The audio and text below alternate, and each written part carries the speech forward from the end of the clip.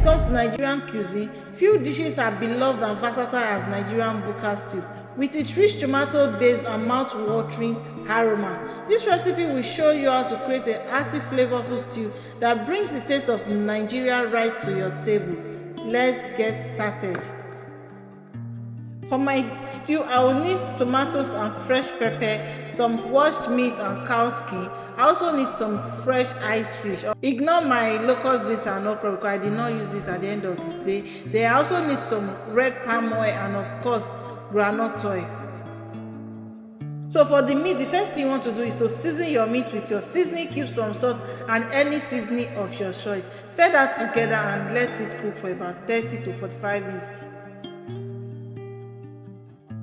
So after that, blend your fresh tomatoes and pepper until it is very smooth. Okay? Pour your blended pepper into the pot and let it cook for about 10 to 15 minutes. After which, at this point, our meat should be ready. Okay? So into a pot, go in with a reasonable amount of palm oil and bleach jarred for a bit.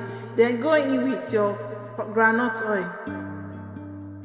After that, go in with your chopped onions and let that fry for about 2 to 3 minutes while stirring everything together. Add your cooked meat and fry this again for about 15 to 20 minutes depending on how dry you want your meat to be.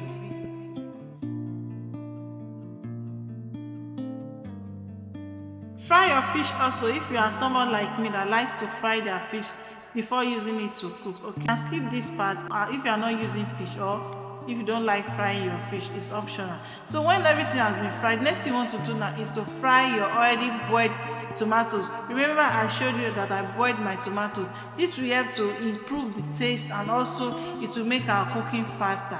Add your boiled cow skin. Add your reserved meat stock into the soup and let everything simmer together. Then go in with your seasoning cube. For this soup, I used about 2 seasoning cubes and I cover this up and let everything just do their thing together.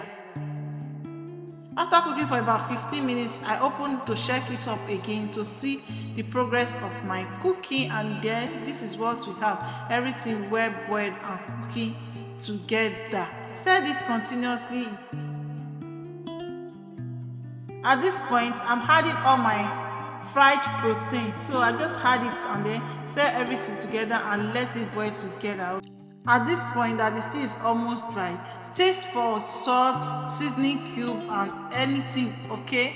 This stew is best enjoyed with your rice, beans, yam, plantain and even your favorite swallow. It's such a versatile and very beautiful stew to make. Okay? So at this time, the aroma in your kitchen should be something else. It will be so beautiful that you feel like eating the stew right in the pot. So guys, as always, if you have watched this video till this time, thank you very much. If you are new here, you are welcome. And to my returning subscribers, I don't take your love for granted.